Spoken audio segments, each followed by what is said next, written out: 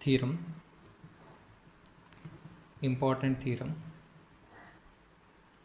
Suppose f comma g are functions of bounded variation on closed interval a comma b. Then first one, f plus g is also a function of bounded variation on closed interval a comma b, and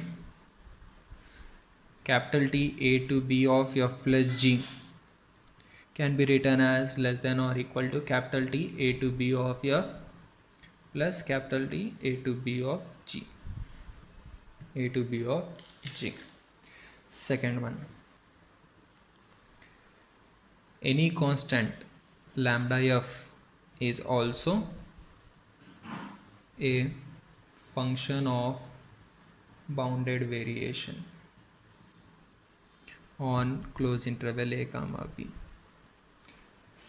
for any constant lambda, and capital T a to b of lambda f can be written as modulus of lambda into capital T a to b of f.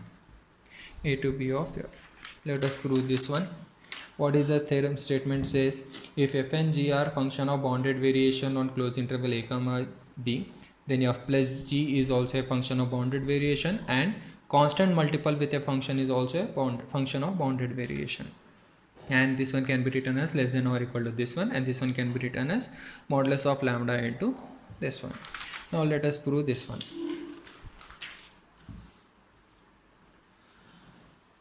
Proof. First one,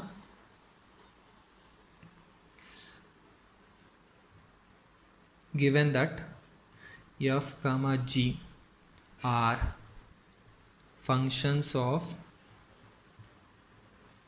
bounded variation on closed interval a comma b, let p is equal to a is equal to x naught less than x1 less than x2 less than so on less than xn minus 1 less than xn is equal to b, be a partition of closed interval a comma b. Now I have to prove that f plus g is a function of bounded variation. So let us consider small t of f plus g with respect to the partition p. This one can be written as summation I is equal to 1 to n modulus of f plus g of xi minus f plus g of xi minus 1. This one can be written as summation I is equal to 1 to n modulus of f of xi plus g of xi minus f of xi minus 1 minus g of xi minus 1. Now this one can be written as summation I is equal to 1 to n modulus of f of xi minus f of xi minus 1 plus g of xi minus g of xi minus 1. From the triangular inequality, less than or equal to summation I is equal to 1 to n modulus of f of xi minus f of xi minus 1 plus modulus of summation I is equal to 1 to n modulus of g of xi minus g of xi minus 1. This one is nothing but small t of f with respect to the partition p, and this one is small t g with respect to the partition p. Therefore what we got, small t of f plus g with respect to the partition is less than or equal to small t of f with respect to the partition p plus small t of G with respect to the partition P. Since we know that small t is less than or equal to its supremum, that is less than or equal to supremum of all the small t of with respect to the partition P plus supremum of all the small tg of the partition P. This one is nothing but capital T from a to b of the function f, and this one capital T a to b of g. Therefore what we got, small t of f plus g with respect to the partition P is less than or equal to capital T a to b of f plus capital T a to b of g. Since this is true for all t f plus g taken over all partition of close interval a comma b. If I take the supremum also, this one holds. So taking supremum over all such small t f plus g's, we get supremum over all the partitions small t of f plus g is also less than or equal to capital T a to b of f plus capital T a to b of g. Therefore what is this one? This one is nothing but capital T a to b of f plus g is less than or equal to capital T a to b of f plus capital T a to b of g. This one we have proved, and this one is less than infinity since f belongs to Vv of close interval a comma b, g also belongs to Pv of close interval a comma b. In the statement clearly given that f and g are function of bounded variation. Therefore capital T a to b of f plus g is finite.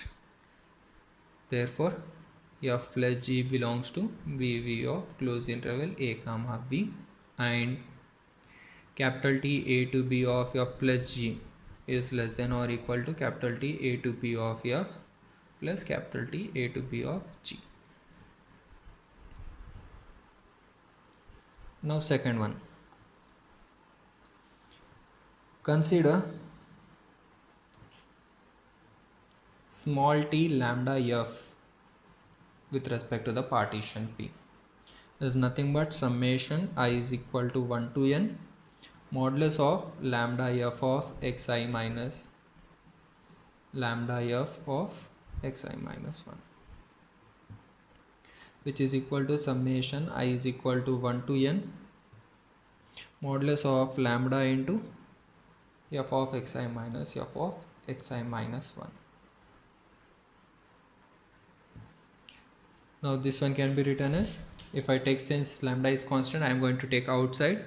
This one becomes modulus of lambda into summation I is equal to 1 to n modulus of f of xi minus f of xi minus 1, which is equal to modulus of lambda into small t f with respect to the partition P. So therefore what we got, small t lambda f of P is equal to this one. Since this is true for any partition P of close interval a comma b, taking supremum on both sides, because both are equal, I can take supremum on both sides. Then what you will get,